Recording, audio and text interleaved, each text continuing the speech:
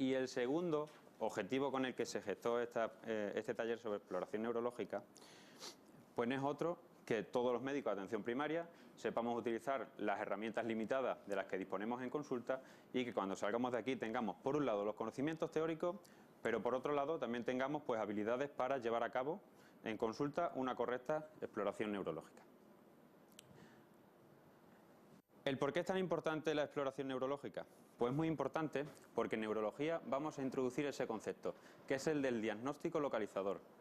Teniendo en cuenta una serie de signos, una serie de síntomas que van a presentar nuestros pacientes, lo primero que tenemos que pensar es en qué lugar está la lesión. Diagnóstico localizador, lo cual nos permitirá establecer una serie de diagnósticos diferenciales sobre las posibles patologías que presenta nuestro paciente, para finalmente llegar al diagnóstico nosológico, algo diferente a lo que podemos encontrar en otras entidades o en otras patologías de diferentes órganos o sistemas. Y como vemos, pues ya inicialmente hay muchas zonas donde puede radicar la lesión, por lo que no es fácil que el médico de atención primaria consiga un diagnóstico concreto desde el punto de vista neurológico. La lesión puede estar a nivel cerebral, a nivel extrapiramidal, tronco y cerebelo, médula, meninge, raíz, plexo, nervio no neuromuscular, mucho, ¿vale? Entonces es importante conocer la exploración neurológica. ¿Cómo se realiza la exploración neurológica?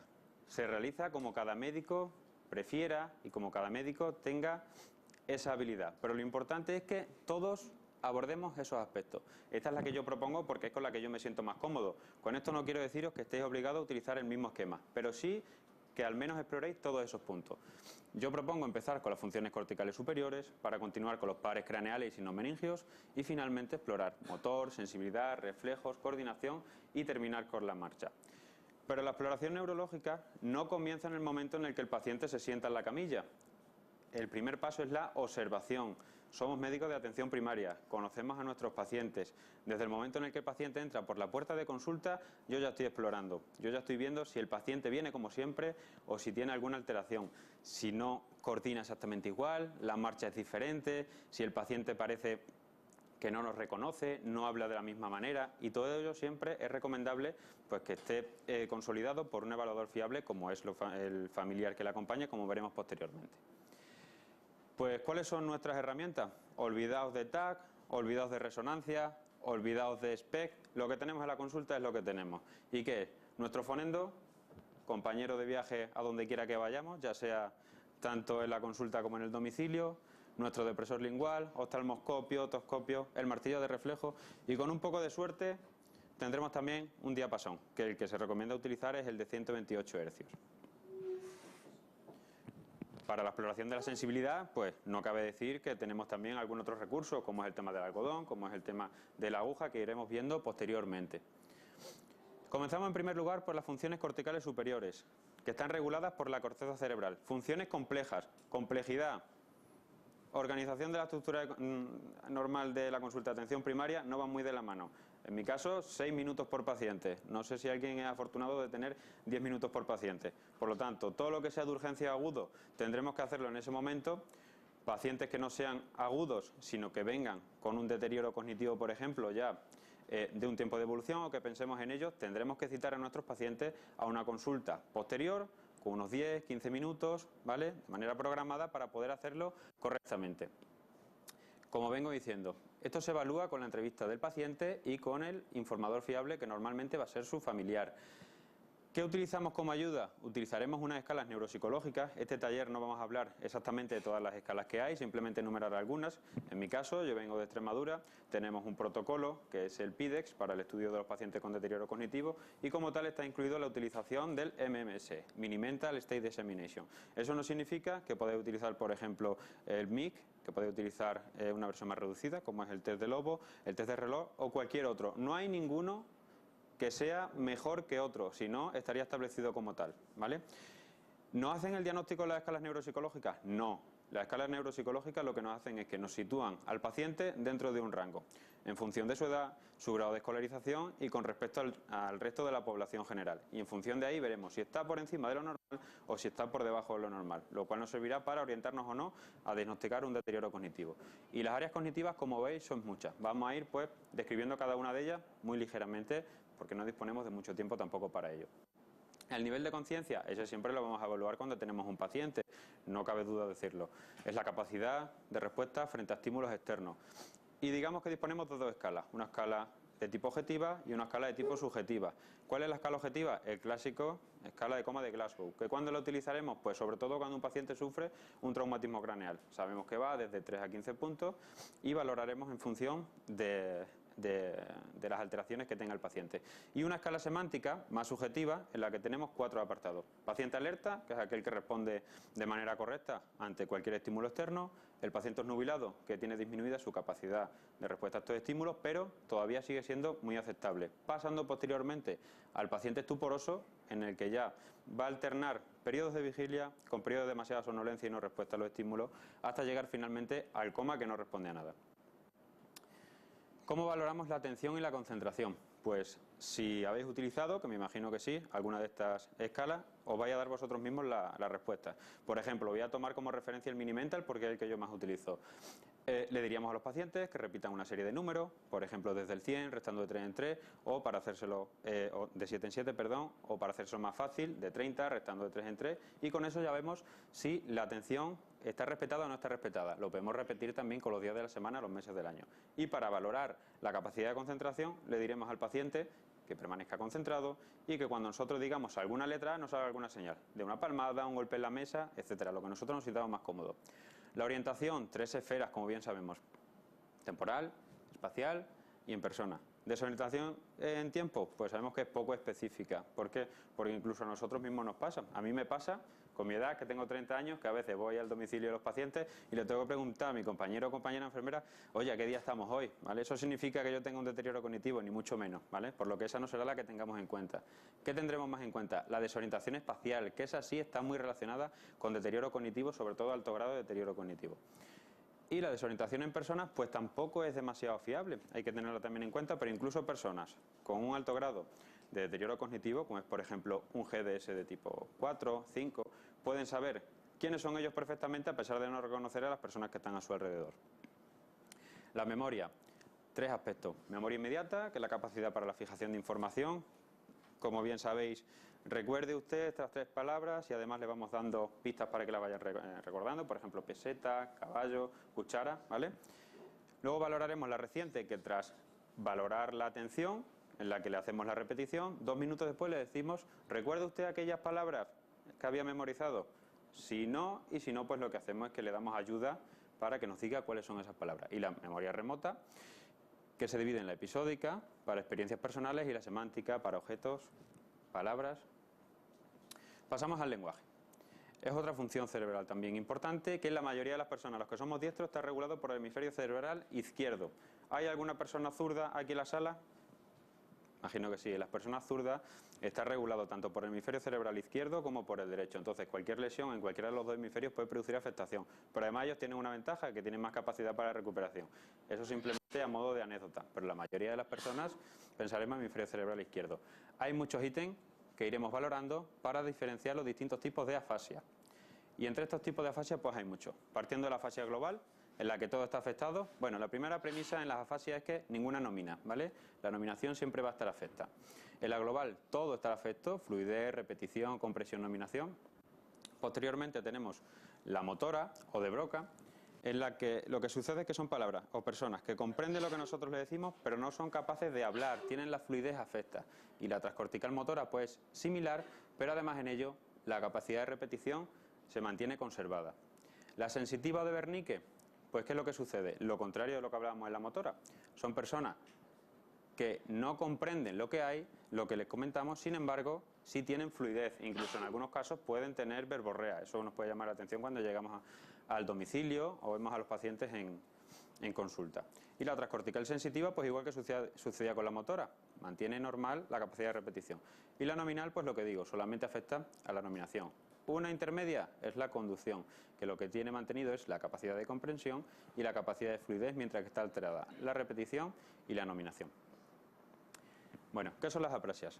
Pues las aprasias es la incapacidad para realizar una acción a pesar de que la función sensitiva, la función motora, la capacidad de atención y de concentración del paciente están normales. Y de todas estas, que hay muchas, ¿cuál es la más frecuente? La ideomotora. ¿En qué consiste?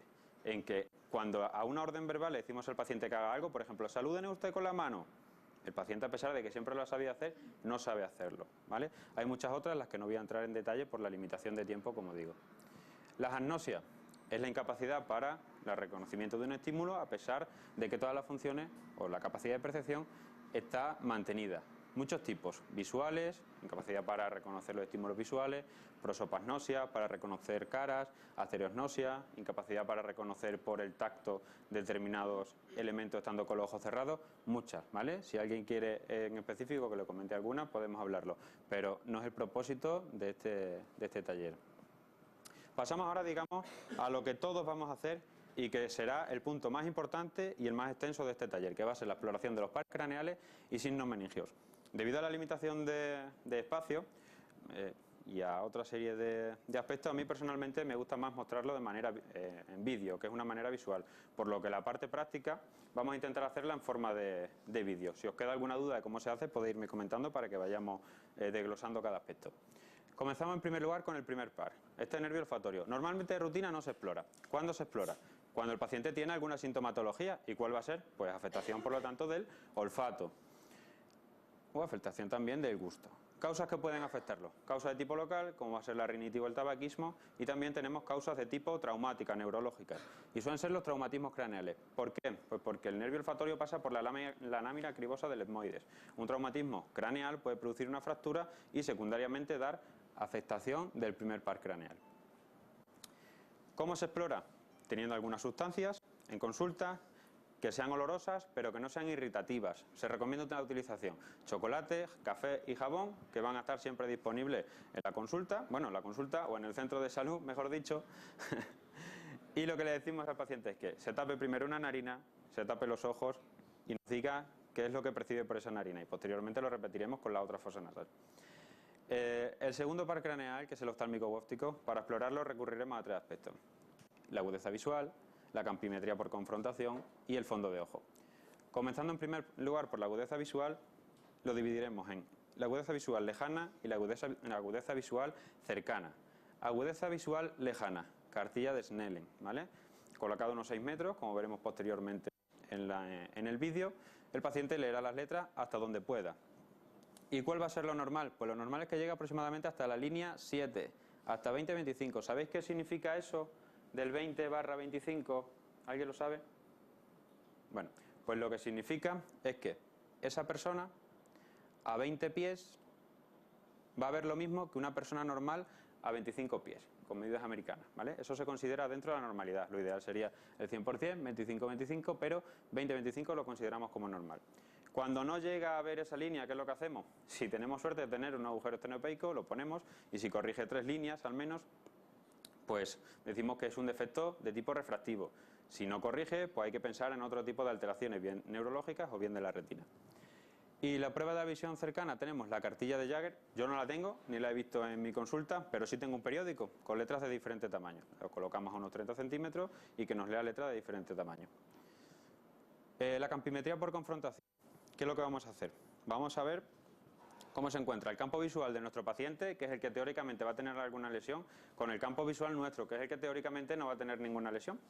Veremos ahora después cómo lo hacemos y podemos describir aquí lesiones, por ejemplo, en un campo visual, que como sabéis son por delante del quiasma, a nivel de retina o a nivel del nervio óptico. Lesiones a nivel quiasmático, ¿qué es lo que nos da? Una hemianopsia heterónima, ¿vale? Afectación normalmente bitemporal, por compresiones a nivel de quiasmas, tanto superiores como inferiores. Superiores suelen ser craniofaringiomas, inferiores suelen ser por tumores hipofisiarios, ¿vale? Y cuando la lesión es retroquiasmática se produce una hemianopsia homónima, en la que están afectados la mitad de los campos visual, pero de manera simétrica. Uno izquierdo, uno temporal con un nasal, uno nasal con el otro temporal, ¿vale? Más congruentes, como sabemos, cuanto más posterior es la lesión a nivel central. ¿Y el fondo de ojos? Pues sí, hay que hacerlo, hay que intentar adiestrearse con ellos, porque para algo tenemos el oftalmoscopio directo que nos ponen en las consultas, ¿vale? Ese es el que vamos a utilizar desde atención primaria. ¿Qué es lo que haremos? Pues si vamos a explorar el lado derecho, el ojo derecho, cogemos el oftalmoscopio con la mano derecha, lo ponemos en nuestro ojo derecho, intentamos llevar a cabo la exploración. En primer lugar, con la luz sobre la pupila, sin dilatar, y vamos a ir a ver qué es lo que hay inicialmente en la papila, que sabemos que es la zona donde va a estar el nervio óptico. Y posteriormente valoraremos qué es lo que hay a nivel de la mácula. Comenzamos en primer lugar con la exploración de los pares craneales. Lo más importante en esta exploración es seguir una sistemática fija, para que no se olvide ningún paso. Cada médico lo adaptará a sus gustos y preferencias. Nosotros, el ejemplo del que vamos a mostraros es la exploración desde el par número 1 hasta el par craneal número 12. El primer par craneal normalmente no se explora de rutina, salvo que la paciente presente alguna sintomatología como disminución en su olfato. El segundo par craneal es el nervio oftálmico, que para explorarlo vamos a recurrir a tres apartados: agudeza visual, campimetría por confrontación y fondo de ojo. Para la exploración de la agudeza visual, en primer lugar realizaremos la agudeza visual lejana, en el que mediante la utilización de la cartilla de Snellen le indicaremos a la paciente que, tapándose uno de sus ojos, mire a esta cartilla que estará situada aproximadamente a unos 6 metros de distancia y vaya leyendo las letras, de mayor tamaño a menor tamaño. Posteriormente repetiremos este ejercicio con el otro ojo.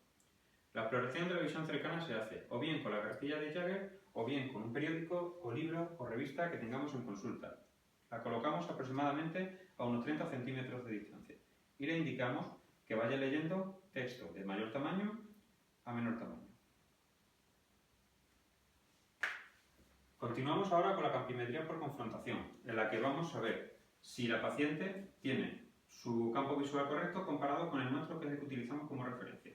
Nos colocamos aproximadamente a 1 metro de distancia del paciente y le decimos que se tape uno de los ojos, de tal forma que nosotros nos tapamos de manera simétrica y sin que desvíe la mirada de nuestra cara nos vaya indicando si va viendo el dedo en ese campo visual.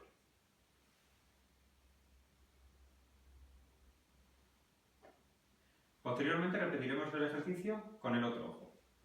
Para finalizar, lo que realizaremos es un fondo de ojo. En atención primaria lo que utilizaremos será un oftalmoscopio directo, como este que tenemos aquí en la consulta. Y para explorarlo, con la pupila sin dilatar, en este caso, si queremos explorar su ojo derecho, cogeremos el oftalmoscopio con la mano derecha, con nuestro ojo derecho, de tal forma que dirigiremos la luz hacia la pupila, buscando en primer lugar la zona de la papila, que es la zona del nervio óptico, y posteriormente la zona de la mácula. Repetiremos esta operación con el otro ojo. Pasamos ahora a la exploración de los pares craneales oculomotores, que son el tercero, el cuarto y el sexto par. En primer lugar, para explorarlo, basta con observar al paciente y ver si existe ptosis o no existe ptosis, ya que el elevador del párpado superior está inervado por el tercer par craneal. Posteriormente, exploraremos la motilidad ocular extrínseca, en la que colocándonos de frente al paciente le diremos que siga fijamente con la mirada a donde nosotros vamos llevando el dedo, hacia un lateral, hacia otro, para arriba y para abajo. Esta exploración además nos servirá para ver si el paciente tiene algún tipo de nistagmo o no. Continuamos ahora con la exploración de los pares craneales oculomotores, pero va a ser la motilidad ocular intrínseca. Para ello lo que hay que valorar es cómo se encuentran las pupilas de nuestra paciente, si son simétricas o no son simétricas, y si existe alguna simetría, si es por aumento de tamaño, que va a ser la midriasis, o por disminución del tamaño, que va a ser la miosis. Además, hay que ver si se estimulan o no se estimulan por la luz. Para ello, lo que utilizaremos será una linterna, estimulamos una de las pupilas y vemos que se contrae. Y la otra pupila contralateral también se contrae. Esto es la existencia de un reflejo fotomotor directo y reflejo fotomotor consensuado. Posteriormente repetiremos la exploración con el otro ojo. Pasamos ahora a la exploración del quinto par craneal, que es el nervio trigémino. Este nervio es un nervio mixto. En primer lugar, tiene función motora, que va a ser la de inervar a los músculos masticadores. Le indicamos que coja con fuerza el depresor y posteriormente valoraremos la función sensitiva. Con la ayuda de un algodón vamos explorando de manera simétrica ambas hemicaras, tanto de la zona superior, que pertenece a la rama oftálmica, la zona media, que pertenece a la rama maxilar, y la zona inferior, que pertenece a la rama mandibular. Finalmente, para la exploración de la función refleja de este par craneal, hay que estimular con un bastoncillo la córnea de la paciente y se producirá el reflejo corneal con el cierre del párpado, con cuidado de no hacer daño. El séptimo par craneal es el nervio facial, que es un nervio también mixto. La función motora se va a explorar de la siguiente manera. observación de la cara para ver si existe algún tipo de asimetría y le diremos que realice una serie de ejercicios. Que frunza el ceño o levante las cejas, que cierre los ojos, fuerte contra resistencia, que hinche los mofletes y que nos enseñe los dientes. Continuamos ahora con la exploración del octavo par craneal, o estotoacústico. Tiene dos componentes, componente vestibular y componente acústico. El componente acústico consiste en ver si la paciente escucha o no escucha bien por cada uno de ambos oídos. En caso de que no exista una audición adecuada, pasaremos a realizar la prueba del Rhine y la prueba del Weber, en el que con la ayuda de nuestro diapasón lo hacemos vibrar y para ver el Rhine lo colocamos en la apófisis mastoide. Le indicamos a la paciente que cuando deje de escuchar la vibración ósea nos lo indique. Posteriormente, con las aspas no vibrando, la localizamos cerca del pabellón auricular y le indicamos si escucha o no escucha. Esto es un Rhine positivo o normal, en el que la vía aérea va a ser más duradera y con más intensidad que la vía ósea. Continuamos ahora con la exploración del Weber, en el que utilizando de nuevo el diapasón, lo hacemos vibrar, lo colocamos en el centro de la frente y le decimos a la paciente si lo escucha en un oído, en el otro o en ambos. Cuando esto sucede es un Weber normal, aunque también puede haber lateralización hacia alguno de los dos oídos. El componente vestibular se va a explorar mediante el nistagmo, que ya hemos visto anteriormente, mediante la prueba de Barami, en la que le indicamos al paciente que eleve los brazos, que cierre los ojos y veremos si existe algún desvío. Cuando se produce algún desvío de los brazos es por la lesión de alguno de ambos vestíbulos. Continuaremos posteriormente con el Romberg, en el que le pediremos al paciente que se levante de la camilla y que se separe para que no se apoye en ningún punto. Con los pies juntos, en primer lugar, con los ojos cerrados, veremos si mantiene o no mantiene el equilibrio.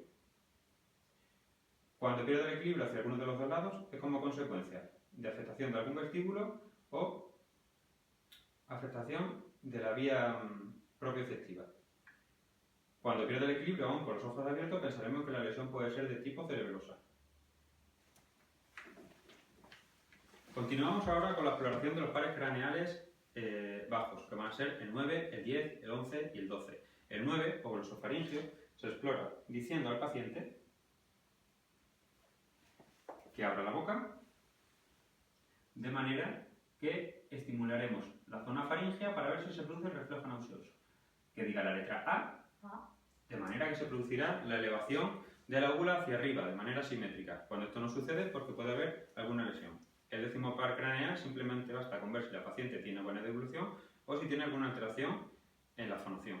El 11 par craneal, que es el nervio espinal, inerva el músculo trapecio y los músculos también esternocleido mastoideo. Le diremos que gire hacia un lado de su cabeza contra resistencia y veremos el tono del músculo esternocleido mastoideo contralateral. Repetiremos la operación y le indicaremos que eleve los hombros hacia arriba para ver cómo está el tono de sus trapecios. Finalmente, el 12º par craneal, que es el nervio hipogloso, se valora diciendo a la paciente que saque la lengua hacia afuera. Cuando existe desviación hacia alguno de los lados, es porque puede haber lesión.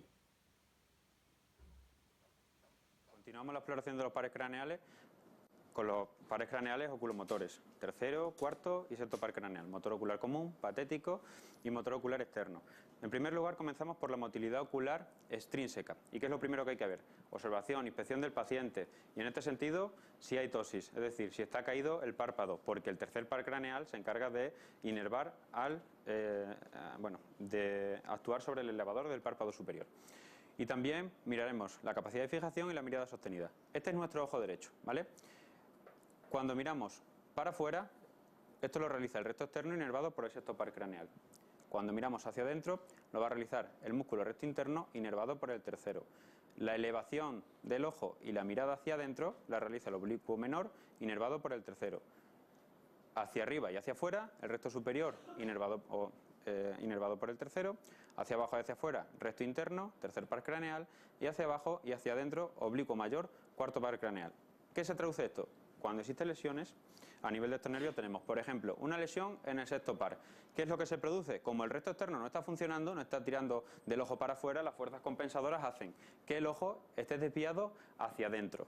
Si la lesión es a nivel del cuarto par, ¿qué es lo que sucede? Pues que nos tira hacia abajo y hacia adentro, y las fuerzas compensadoras hacen que veamos el ojo hacia arriba, hacia adentro y hacia arriba. Y en el tercer par craneal, en primer lugar, lo que vemos, como digo, la ptosis. Y cuando levantemos ese párpado, ¿qué nos podemos encontrar? Pues lo primero que nos vamos a encontrar siempre va a ser el ojo desviado hacia afuera, y luego miraremos la pupila.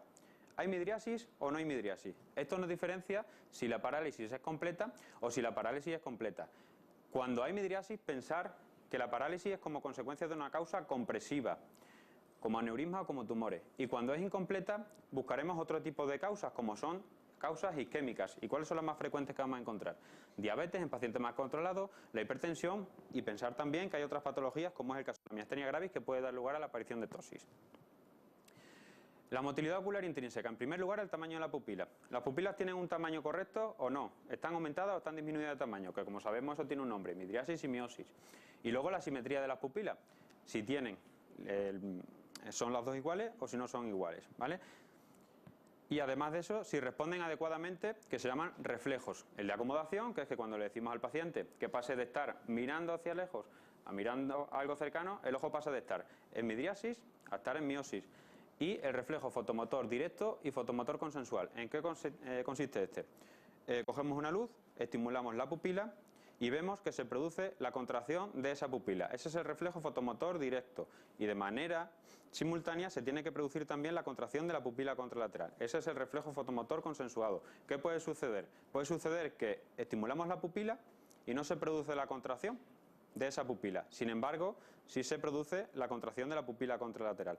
Y nos puede suceder también que cuando estimulamos ni se nos produce la afectación o la contracción de una pupila ni de la otra. Buscar aquí lesiones en las vías aferentes y en las vías aferentes son las que explican todo esto, ¿vale? Me gustaría tener más tiempo para hablar de cada una de ellas, pero no disponemos de lo mismo. El quinto par es un par mixto, función motora, función sensitiva y función refleja. Función motora, realizada por la tercera rama, que es el nervio mandibular, e inerva los músculos masticatorios. Función sensitiva, la de la sensibilidad de la cara, facial, como digo, táctil y dolorosa. Hay tres ramas. La superior, que es la oftálmica, que pensaremos en alteraciones que están desde la zona de la ceja para arriba. La segunda rama, que es la maxilar, entre la zona de la ceja y la del labio superior. Y luego tenemos la tercera, que es la rama mandibular, desde el labio superior hasta la zona del arco, ¿vale? El arco mandibular. Por debajo del arco mandibular está inervado por el pleso. Y una función refleja, que va a ser la del reflejo corneal. La primera rama, la oftálmica, es rara que se lesione. Lo más normal es que aparezcan afectaciones en la segunda y la tercera. Y pensar aquí pues en muchas patologías, como por ejemplo puedan ser afectaciones de tipo auditiva, como, como el herpes, y pensar también, por ejemplo, en lo más frecuente que vamos a encontrar, que una neuralgia como la neuralgia del trigémino. El séptimo par craneal, el facial, de nuevo tiene tres componentes: motor, sensitivo y también vegetativo. Motor, ¿qué es lo que hace este par? Pues inervar a los músculos de la cara. Por lo tanto, observación. Vemos si hay alguna asimetría, como por ejemplo que esté arrugada la frente, que el paciente no eleve las cejas convenientemente, que probar también con el cierre de los ojos, si hincha la mejilla, ¿vale? Esto lo vamos a ver ahora posteriormente en la exploración. Y esto nos permitirá detectar si existe una parálisis central o si existe una parálisis periférica. Decimos que la parálisis es central cuando lo que existe es desviación de la comisura bucal. Sin embargo, el facial superior está respetado. Esto al principio puede parecer difícil, pero ¿entendemos todo por qué sucede esto o no lo entendemos? Todo esto hay que recurrir a la anatomía. Normalmente, bueno, en la parálisis central, como decimos, se afecta solamente la parte inferior, porque el facial superior va a recibir información tanto de un hemisferio cerebral como del otro hemisferio cerebral. Sin embargo, en la parálisis periférica, la lesión se suele producir en la parte externa del nervio. Por lo tanto, cuando hay afectación, ¿qué se afecta? Se afecta todo, porque la información que llega a la zona superior está afectada y también la de la parte inferior, ¿vale? Esto es anatomía. No sé si me he explicado del todo correctamente, pero esa es la explicación que nos hace diferenciar entre si la lesión es central o si la lesión va a ser periférica. La función sensitiva, pues lo que se encarga de hacer es el tema del gusto, el gusto de los dos tercios anteriores de la lengua. Y la función vegetativa es la producción de la lágrima y la producción de la saliva. El octavo par craneal, dos componentes: componente acústico y componente vestibular. Componente acústico, ahora veremos cómo lo exploramos en la consulta. ¿El paciente oye bien o no oye bien por cada uno de ambos oídos?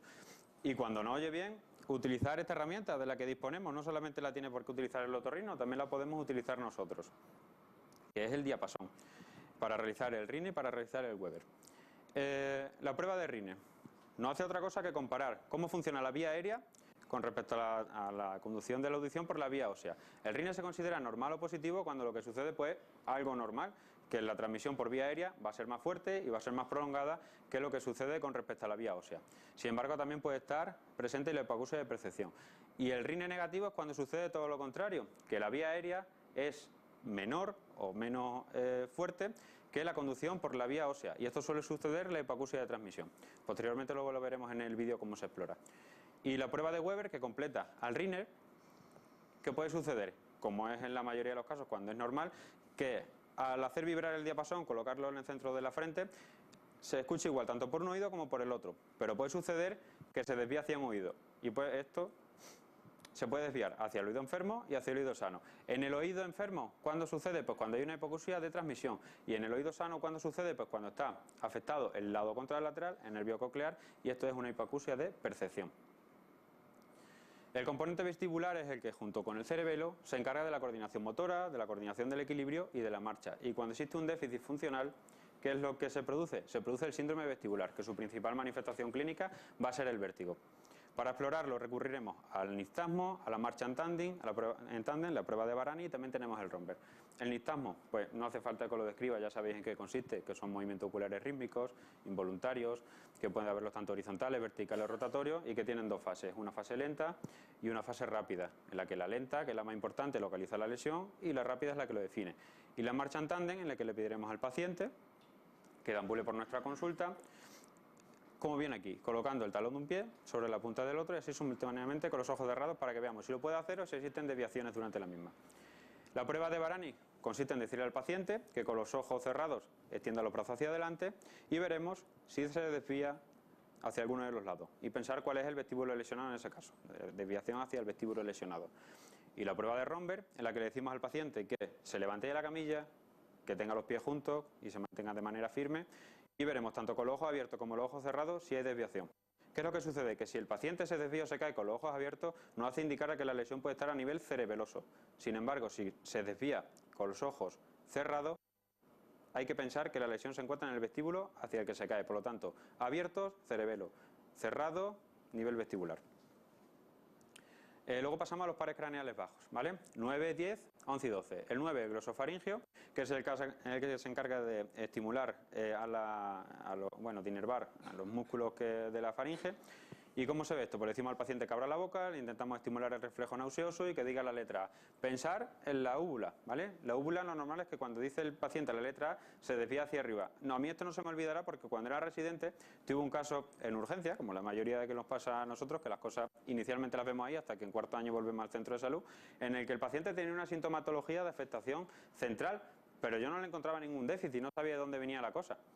Y haciendo la exploración sistemática, lo importante de esa exploración sistemática, vi que algo raro había a nivel de esa faringe, algo raro había a nivel de esa úvula. Y tras hablar con neurologías de zona, pues efectivamente a nivel del noveno par craneal, ¿vale? Son cosas que también pasan y que no se nos tienen que olvidar el explorarla. Bueno, y la lesión en el décimo par o nervio vago, pensar sobre todo cuando hay alteraciones en la deglución o trastorno de la voz, porque sabéis que inerva los laringeos recurrentes. El 11, que es el espinalo accesorio, pues lo que se encarga es de participar en la movilidad del esternocleidomastoideo y del trapecio. Por lo tanto, si hay afectación de estos músculos, pensar en el 11. En el 12, cuando la lengua se desvía hacia un lado o hacia otro. ¿Qué es lo que pasa cuando está afectado? Que se desvía hacia el lado de la lesión. Este vídeo es un poquito más extenso y aquí veremos detalladamente cómo exploramos cada uno de estos pares. Existen tres signos meningios: la rigidez de nuca, el signo de Kerning y el signo de Brusinski. Para explorar la rigidez de nuca le pedimos al paciente que con su mentón se toque a nivel del esternón. En este caso la exploración es normal. Para encontrar una exploración patológica la paciente no podría realizarlo por dolor cervical y en toda la zona de la columna vertebral, o también en otras situaciones como puede ser, por ejemplo, pacientes mayores con alto grado de artrosis cervical o en pacientes también que tengan una hipertensión endocraneal. Posteriormente realizaremos la maniobra de Kerning, en el que pedimos al paciente que se tumbe en el cúbito supino. Vamos a elevar, a flexionar la cadera 90 grados y la rodilla 90 grados y extenderemos la pierna. En caso de que no podamos realizarlo por dolor, es por el signo de irritación meningeal. Y posteriormente valoraremos el Luzinski, en el que le decimos a la paciente que de nuevo se toque con su mentón a nivel del esternón. Cuando existe alguna irritación meningia, lo que se produciría sería una reacción secundaria con flexión de ambas rodillas. Motor, regulado a nivel del sistema nervioso central. Exploración simple, sistemática, y tenemos que recurrir a estas 4 cosas: inspección, valoración de la fuerza, valoración del tono y valoración de los reflejos. Siempre explorar por grupos musculares y comparar con el lado contralateral. Comenzamos en primer lugar con la inspección, que no es otra cosa que observar al paciente. Observar el qué, si existen atrofias, si existen hipertrofias, retracciones, fasciculaciones, porque esto ya nos da pista de dónde puede estar la lesión. Atrofias, sabemos que cuando son grupos musculares complejos o muy importantes, grandes, va a indicar lesión de la vía piramidal. Cuando lo que hay es afectación de grupos musculares más pequeñitos o menos extensos, pensar en afectación de la segunda motoneurona. Al igual que las fasciculaciones, que están presentes en la segunda motoneurona, pero no a nivel de la primera motoneurona. Y también ver si lo que tenemos es un grado de desnutrición, ¿vale? Pacientes con caquesia, pues lo que van a tener va a ser un grado de atrofia generalizado, no por afectación a nivel central, sino por esta misma desnutrición. ¿En qué consiste la exploración de la fuerza? Pues en mover un segmento corporal contra resistencia. Comparar, como digo siempre, ambos lados con la exploración de los grupos musculares de un lado con el otro. Y tenemos una escala que va a ir de 0 a 5. ¿Qué es lo que significa cada uno de estos números? Pues 0 cuando hay ausencia de contracción, 1 cuando se produce contracción pero que no genera el movimiento, el 2 es cuando sí hay movimiento pero no vence la gravedad, el 3 cuando ya el movimiento vence la gravedad pero no vence la resistencia, 4 cuando vencemos la resistencia, y que lo dividimos en 2. Una leve resistencia o una resistencia prácticamente normal. 4 positivo, hasta llegar al 5 donde tenemos una fuerza normal. ¿Cómo lo exploramos? Miembros superiores y miembros inferiores. Empezamos en primer lugar con los miembros superiores. Le decimos que eleve el brazo. Así valoraremos cómo se encuentra el deltoides. Posteriormente vemos si se realiza la extensión y la flexión del codo para ver la fuerza de bíceps y de tríceps. Lo mismo hacemos también con las muñecas. Flexión y extensión para ver cómo están los flexores del carpo, extensores del carpo, con los dedos y también los interdigitales, ¿vale? Posteriormente lo realizamos con los miembros inferiores, comenzando con la flexión de la cadera, que la hace el psoas ilíaco.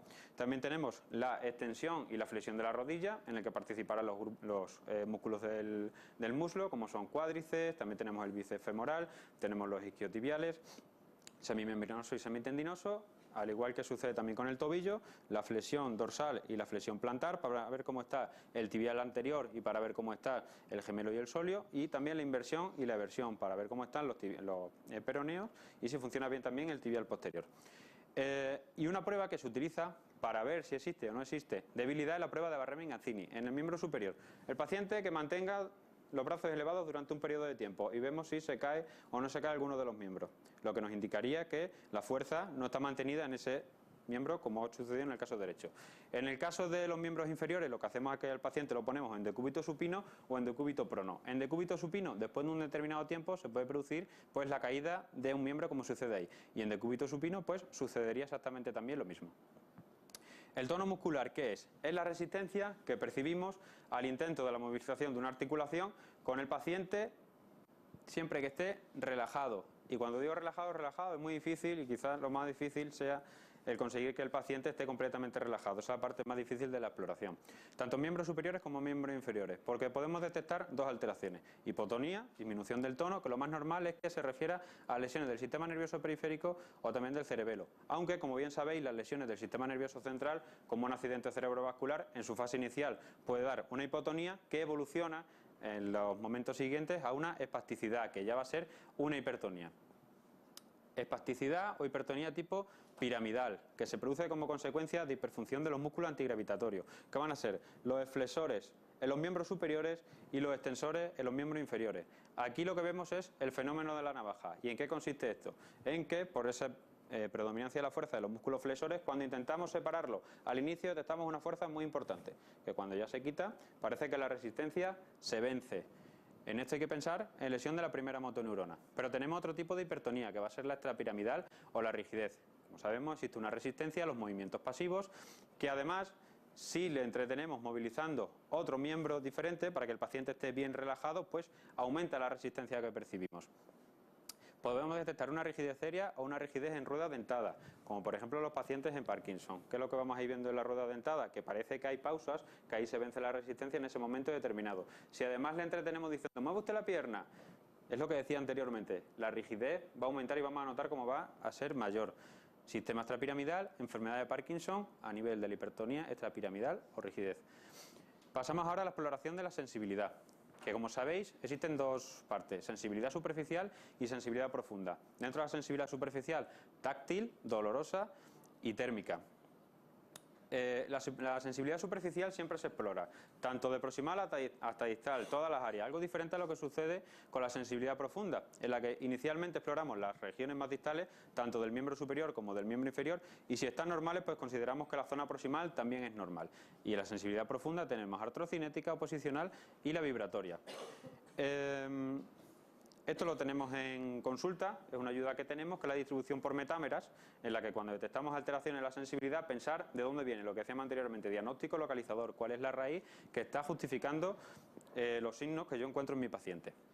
¿Y qué trastornos podemos detectar en la sensibilidad? Pues trastornos positivos y trastornos negativos. Positivos, el dolor, como todos sabemos lo que es, parestesias, que consiste en la disminución de la sensación de entumecimiento, de hormigueo de ese miembro, de esa región corporal, y la hiperestesia, que es el notar un estímulo más fuerte de lo que realmente es.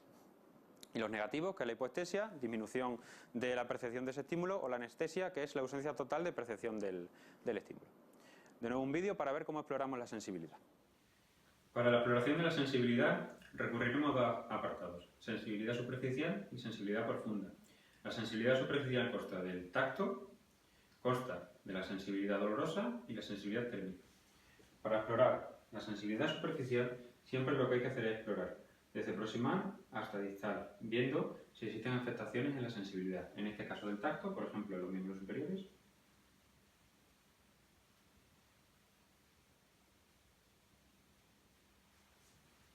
y también en los miembros inferiores o en cualquier otro cuerpo o zona de nuestra paciente. Posteriormente pasaremos a explorar la sensibilidad dolorosa, en la que con la ayuda de una aguja, por ejemplo, estimularemos hasta que se produzca dolor, por ejemplo en el miembro superior. Y compararemos con el lado contralateral. Es muy importante en esta sensibilidad dolorosa no hacerlo de manera muy rápida, sino con un determinado periodo de descanso entre cada uno para evitar el fenómeno de sumación. Y la exploración de la sensibilidad térmica, lo que utilizaremos será un elemento metálico que esté frío, colocándolo sobre el miembro en este caso, para ver si detecta frío o detecta calor. Posteriormente, cuando queremos que detecte calor, o bien calentamos el metal con alguna agua caliente o con el frote de nuestras manos y lo volvemos a colocar nuevamente. El paciente con los ojos cerrados no tiene que ver o voy a indicar si nota alguna diferencia. La exploración de la sensibilidad profunda consta de dos partes, la sensibilidad artrocinética y la sensibilidad vibratoria. En la sensibilidad profunda comenzamos de distal a proximal. Si la distal es correcta, la damos como que el resto también es normal. En primer lugar vemos la sensibilidad artrocinética, en la que le pedimos a la paciente que cierre los ojos. Exploramos la articulación metacarpofalángica, la movilizamos hacia arriba o hacia abajo y la quedamos en una dirección. Y nos indicará si está hacia arriba o hacia abajo. En este caso la sensibilidad es correcta. Repetiremos también el ejercicio con la articulación metatarsofalángica. Para la exploración de la sensibilidad vibratoria utilizaremos de nuevo el diapasón, en el que, utilizando salientes óseos, veremos si la paciente tiene sensibilidad vibratoria adecuada o no. Estimulamos el diapasón y empezamos en primer lugar con la articulación metacarpofalángica, continuamos también con la apófisis estiroide radial y cubital y también con el codo. En el caso de los miembros inferiores realizaremos lo mismo, articulación metatarsofalángica, los maleolos peroneos y tibiales, recta tibial y también con la rótula. Venga, continuamos ahora con la exploración de los reflejos. Los reflejos nos dan mucha información de cómo se encuentra tanto el sistema sensitivo como el sistema motor, y los dividiremos de nuevo en dos grupos, los profundos y los superficiales. Profundos, propioceptivos osteotendinosos, que se van a explorar con el martillo de reflejos, de tal forma que lo que hacemos es golpear el tendón correspondiente. Por ejemplo, como iremos viendo, para la exploración del reflejo bicipital golpearemos sobre el tendón del bíceps. ¿Qué es lo que nos indica esto? Pues la integridad de esas fibras nerviosas. El mandibular maseterino del nervio trigémino. El mandibular maseterino, lo que le decimos al paciente es que abra la boca, colocamos el dedo, el índice o el pulgar a nivel de la boca y si golpeamos pues nos daremos cuenta cómo se produce un cierre de la mandíbula. No un cierre completo, pero sí se produce un leve cierre de la mandíbula. El bicipital lo veremos posteriormente cómo se explora y nos indica la integridad de las raíces C5 y C6, el tricipital C6, C7 y C8, el estiloradial C5 y C6, el rotuliano L2, L3 y L4 y el aquilio S1 y S2. También existe una clasificación en forma de gradación de los reflejos, en el que partimos de 0 hasta 4, donde 0 es reflejo apolido, 1 hipoactivo, 2 normal, el 3 hiperactivo pero que no es patológico y el 4 es hiperactivo con clonus, muy patológico. ¿Sabéis lo que es el clonus? Vale. Pues el clonus lo que es indica una lesión, se traduce en una lesión de la primera motoneurona y se va a detectar sobre todo en dos zonas. El más clásico, el que mejor se ve, es el clonus aquilio. A nivel de del tobillo, la planta del pie, vemos como el tendón aquilio hace un movimiento de este tipo, ¿vale? Eso siempre es patológico y lo que nos indica eso, lesión de la primera motoneurona. Paciente con accidente cerebrovascular en el que tenga un clonus de ese tipo, pues ya la exploración misma nos lo está transmitiendo. Ahora veremos cómo se hacen esos reflejos profundos.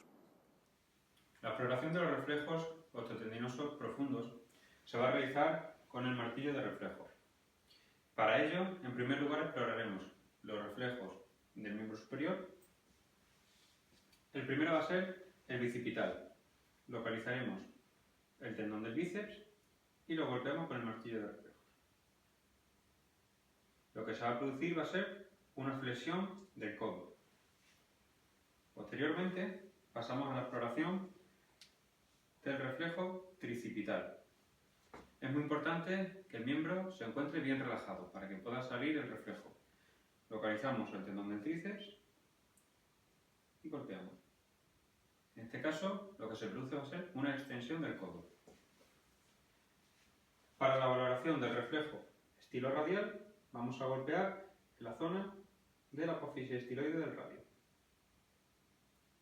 Lo que se producirá será una flexión de la muñeca. Continuaremos posteriormente con la exploración de los reflejos osteotendinosos de los miembros inferiores, que va a ser el rotuliano. Localizamos el tendón rotuliano y golpeamos. Y finalmente, el reflejo aquilio, yo utilizo una técnica particular en la que le digo al paciente que se suba en la camilla o bien que se ponga en una silla para localizar mejor el tendón aquilio. Localizamos y golpeamos. Bueno, continuamos ahora con los superficiales y dentro de esto el primero que tenemos es el reflejo cutáneo plantar o de Babinski, que todos sabemos en qué consiste, y es que estimulamos la planta del pie desde la zona posterior, pasando por la zona lateral externa hasta que lleguemos a la zona del primer dedo. Lo normal que se tiene que producir, ¿qué es? Pues la flexión del dedo. Cuando existe patología lo que hay es extensión del primer dedo y además podemos encontrar un movimiento en abanico del resto de los dedos. Y cuando es muy patológico veremos la triple retirada, que cursa con la flexión de la rodilla y con la flexión también de la cadera. ¿En qué se traduce esto? En lesión de la vía piramidal. Lesión de la vía piramidal, pero aquí no sabemos a qué nivel. Es muy indicativo, pero no nos indica exactamente el nivel, no es localizador específico como tal. Luego tenemos también otros, que por curiosidad los muestro, como son el Chaddock y como son el Hoppenheim, que tienen la misma significación clínica que el reflejo cutáneo plantar o Babinski. El Chaddock, estimulamos la zona por debajo del maleolo peroneo externo, en dirección hacia el quinto dedo, y la respuesta que se va a producir cuando es patológica va a ser la misma, elevación del primer dedo. Y el Hoppenheim, en lo que hago es estimular la cresta tibial desde proximal hasta distal y la traducción va a ser lo mismo, extensión del primer dedo, que significa pues lesión de la vía piramidal. Continuamos ahora con el cutáneo abdominal, que este lo que tiene va a ser una traducción del nivel en el que se encuentra la lesión. ¿En qué consiste? Estimulamos la zona de la pared abdominal de manera que se contraen los músculos y se produce una desviación del ombligo hacia el lado que estamos estimulando. Dividirlo entre la zona superior, la zona media y la zona inferior. La zona superior, las raíces de D6 a D9, la zona media de D9 a D11 y la zona inferior de D11 a L1. Nos indica la integridad de estas raíces nerviosas. El cremastérico estimulamos a nivel de la cara interna del muslo, próximo a la zona del escroto, en el caso de los varones, y lo que se produce pues va a ser la contracción con elevación del testículo ipsilateral. Lo que nos indica es cómo se encuentran L1 y L2. Y finalmente tenemos el anal, en el que estimulamos la zona perianal y se producirá una contracción del esfínter anal externo. Y esto nos indica cómo están funcionando las raíces sacras. Siempre que encontremos estos reflejos, que se llaman reflejos atávicos, es porque existe patología. Son reflejos que están presentes en los niños cuando nacen, pero que con la maduración del sistema nervioso central van desapareciendo. Cuando vuelven a aparecer es porque algo no funciona adecuadamente. Nos indican lesiones del lóbulo frontal, de la vía piramidal, como ocurre, por ejemplo, en las demencias o como puede ocurrir, por ejemplo, en una hidrocefalia. Tenemos en primer lugar el palmomentoniano. Si estimulamos la zona palmar, se produce una contracción del mentón. El glabelar, le decimos a la persona en cuestión que permanezca con los ojos abiertos y que nosotros le vamos a golpear la glabela. Una persona en condiciones normales los mantendría abiertos. Una persona en la que este reflejo se manifiesta, cada vez que golpeemos la glabela va a cerrar los ojos. Luego tenemos el depresión o grasping, que no hace falta explicarlo, como sucede en los niños. Cuando le acercamos algo a la zona de la palma de la mano tiende a cerrarla. En el hociqueo, al acercarlo a la zona de la boca, tiende a hacer el hociqueo, y el de succión, cuando se lo ponemos cerca de los labios, tiende a succionar lo que le toca a esa zona. Venga, sexto punto, coordinación y cerebelo. La coordinación es una actividad refleja de integración de movimientos voluntarios para que se realicen de manera precisa y se realicen de manera armónica. Participa el cerebelo, pero también participan las vías de la sensibilidad profunda y los centros vestibulares y los centros ópticos. Cuando hay afectación de la coordinación y afectación del cerebelo, esto tiene un nombre, que es la atasia. Exploraremos la coordinación dinámica y la coordinación estática. La coordinación dinámica lo que pretende ver es pues, que existe una precisión a la hora de realizar movimientos, y tenemos muchas pruebas que podemos aplicar en la consulta. En primer lugar, la maniobra dedo-nariz-dedo. Le decimos al paciente que con su dedo índice, en primer lugar, se toque la punta de la nariz y que posteriormente toque el dedo índice del examinador. Luego tenemos la maniobra dedo-nariz, en el que lo que hacemos es que extienda los brazos, tanto con los ojos abiertos como los ojos cerrados. Y con su dedo índice se toca en primer lugar con los ojos abiertos la punta de la nariz, lo repetiría con el otro miembro y lo repetiremos también con los ojos cerrados. La prueba talón-rodilla con el paciente tumbado, que con su talón toque la rodilla contralateral e intenta además extenderla por la zona de la cresta tibial hasta que ya separe la pierna. Y los movimientos alternantes rápidos lo que nos indican es la afectación de una disdiadococinesia. ¿Y en qué consiste? Pues a mi paciente, sentado en la silla, por ejemplo, le digo que repita esta misma acción que yo estoy haciendo, que se golpee con el dorso de la mano, con la palma, y cada vez lo intentamos hacer un poco más rápido. Intentamos que vaya siguiendo un ritmo. Venga, y uno y otro, ¿vale? Y además también lo podemos repetir o realizar con los miembros inferiores. ¿Y cómo lo haríamos con los miembros inferiores? Punta talón, punta talón, punta talón. Cuando no es capaz de realizarlo, pues sucede eso, disdiadococinesia. Y finalmente la prueba de Miller-Fisher. ¿En qué consiste? Que extienda la mano, que con el primer dedo se toca a nivel del quinto, del cuarto, del tercero y del segundo, ¿vale? La coordinación estática. Pues la prueba de Romberg, como habíamos hablado anteriormente, creo que no es necesario volver a insistir sobre la misma. Y finalmente la marcha. La marcha nos va a dar mucha información de todo en general sobre nuestro paciente, cómo va a ser, cómo está la vía piramidal, cómo está también la vía óptica, cómo se encuentra la sensibilidad propioceptiva, y es tan fácil como decirle al paciente que camine por consulta tanto hacia adelante como hacia atrás, con los ojos abiertos, con los ojos cerrados, de puntilla y de talones. ¿Por qué? Porque vamos a explorar, en primer lugar, la simetría de movimientos, si se produce todo de manera armónica o no ocurre de manera armónica, si durante el recorrido existen desviaciones o no, como puede suceder, por ejemplo, en el caso de una marcha de tipo cerebelosa, cuando le decimos al paciente que camina hacia adelante y hacia atrás con los ojos cerrados, nos va a describir una desviación. La que estaríamos continuamente diciéndole sigue hacia adelante, sigue hacia atrás, nos describe la forma de una estrella, como bien sabemos. Y cuando existe, bueno, y la existencia de movimiento asociado, como ocurre por ejemplo en la marcha parkinsoniana, en la que, como vamos a ir viendo, pues el braceo no existe, pero sí puede tener temblores de los miembros superiores. Y cuando es patológico, esto se conoce como atasia de la marcha. Vamos a ver algunas de las marchas porque son muy llamativas, y la primera de ellas es la marcha cerebelosa. La marcha cerebelosa, ¿qué es lo que sucede? Pues afectación del cerebelo, por lo tanto, para mantenerse en equilibrio, el paciente va a aumentar la base de sustentación, va a separar las piernas, y además también, como se de un trapecista, como si fuera caminando en la cuerda floja, va a levantar también los brazos, separándolos, utilizando la manera de equilibrio. La forma de caminar no va a ser en línea recta, sino que lo que va a ir haciendo va a ser en forma de zigzag. Se puede ir para un lado, se puede ir para el otro, y cuando existe afectación de un hemisferio cerebeloso como tal, existe la lateropulsión hacia ese lado afecto. La marcha sensitiva atavética o ataxia sensorial va a ser característica de una patología, que va a ser la neurosífilis, con afectación del tabe dorsal, y aquí lo que se afecta van a ser los cordones posteriores, que es por donde va la sensibilidad propioceptiva. ¿En qué se traduce esto? en que el paciente no sabe qué posición ocupa con respecto al suelo. Por lo tanto, ¿qué es lo que hace? Está con las piernas separadas, está descoordinado, mirando continuamente hacia el suelo, y cuando camina, pues camina de una forma muy característica. Y la forma que tiene de caminar es que, como no sabe qué posición tienen los pies con respecto al suelo, eleva mucho la cadera, da un gran paso y cuando golpea, golpea fuerte cuando cae. Primero con la zona del talón y posteriormente con la zona de los dedos. La marcha espástica o un segador, que todos la conocemos por afectación de la vía piramidal, una hemiparesia del hemicuerpo correspondiente, de tal forma que ¿qué es lo que sucede? Tenemos al paciente que tiene el pie en equino, el mío por ejemplo, o la muestra que yo voy a hacer, en el lado derecho. Cuando camina, ¿qué es lo que hace? Levanta de nuevo mucho la cadera. Hemos dicho que los músculos antigravitatorios de los miembros inferiores están aumentados de tal forma que existe una extensión de la pierna. No puede realizar una flexión completa como tal, por lo tanto eleva mucho la cadera y describe un semicírculo para hacerle el paso y posteriormente camina normal. Y vuelve a repetir de nuevo ese movimiento. La marcha parkinsoniana, muy típica y muy característica. ¿Qué sucede con este tipo de pacientes? Pues una de las principales características de los pacientes con Parkinson es que tienen poca capacidad para gesticular, que tienen una bradisiquia, una lentitud motora. Por lo tanto, en la marcha, esto se traduce de la siguiente manera. Pacientes que normalmente tienen el tronco echado hacia adelante y un poquito flexionada la rodilla, de tal forma que les cuesta trabajo iniciar la marcha. Y cuando la inician, pues normalmente va a ser en forma de pasitos cortos, sin ayudarse del braceo, aunque las manos sí pueden estar moviéndose por el tema del temblor de reposo que tiene el Parkinson.